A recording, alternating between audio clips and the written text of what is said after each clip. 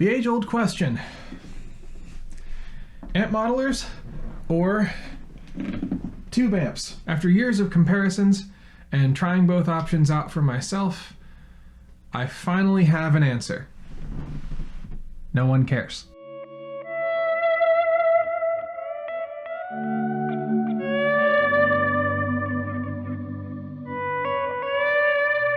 You might say, Andy, what do you mean no one cares? Haven't you looked at the gear page? Haven't you looked at all the blind comparisons on YouTube? Haven't you seen all the people insulting each other on the internet? People care a lot about this stuff. And that's true. To put it mildly, there's a lot of spirited discussion about this subject all over the internet. But here's the thing. Most of these discussions ignore context. They focus mainly on whether modelers sound authentic or enough like the real thing being tube amps, to be acceptable. It's almost as though there's a platonic form or ideal of perfect guitar tone, and we guitarists stand in the great courtyard, which is the internet, judging and debating every piece of gear on whether or not it reaches that abstract ideal. In a sense, we're tone chasing in a vacuum. The real world isn't nearly so clean. No matter what level of guitarist you are, your situation is going to make some demands of you. If you're a working musician, you have bandmates, a band leader, venues, audience members, so forth. If you just play at home, you still have family, neighbors, and a budget to contend with.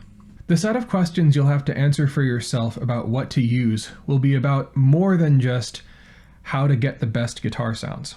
And for some of us, that might even end up being a fairly low priority. Often the situation completely dictates what we should use. And at that point, the set of questions we have to ask ourselves about tone are now entirely different. Let's talk about a few examples of this. 1, touring musicians. A lot of national touring bands use modelers now. There are at least 3 reasons for this: budget, reliability, and consistency. A modeler takes up less space than an amp, it delivers the same tone night after night, and it avoids the headache of using backline amps or dealing with unpredictable power. Some bands even demand that their guitar player use a specific modeler and have specific presets within that modeler for their show. For instance, if you got the gig with Jacob Collier, you would be using his set of Helix presets and they would switch as part of the show.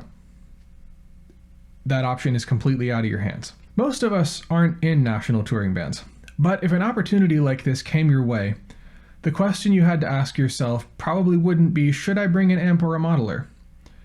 The question would be, am I going to take this gig? Number 2, silent stages.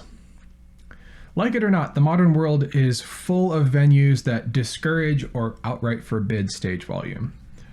The 2 examples of this I run into the most often are casinos and churches, but there are others. In any of these cases, if there's a real drum set, it's in a cage and everything else just goes direct to the board, no amps on stage. If you take a gig like this, you essentially have to have a modeler. Say what you want about the experience of playing a silent stage gig. Certainly if you're used to having an amp behind you, playing a gig where you're only hearing yourself through in-ears and through the mains out front is a bit of an uncanny experience. But for most of us, we're not making the decision on any given day between playing a silent stage gig and playing an amps on stage gig.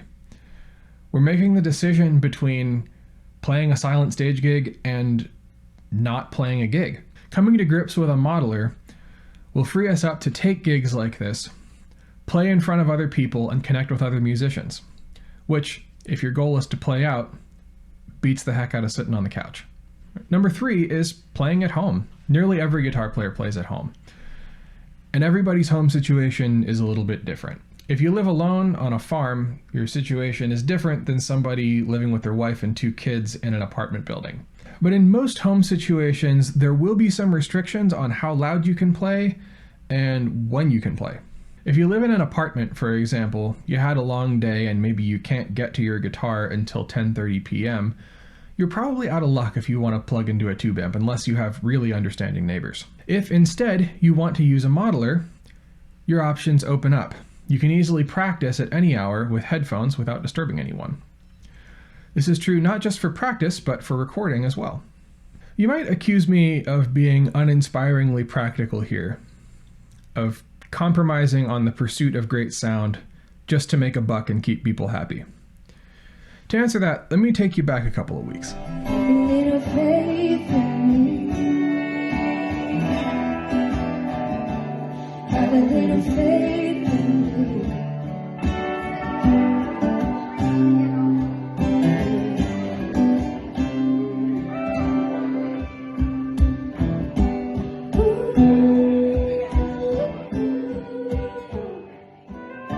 This is my friend Jessie, with her dad to the right and me on the left. This video is from a gig we did at a brewery, and at this moment there are probably about 15 people paying attention to us. This is one of the first gigs we've done together, and this is the first time I have ever played this song. My rig here is a Boss GT1 plugged directly into the board. But in this moment, I'm not thinking about that at all. I'm listening.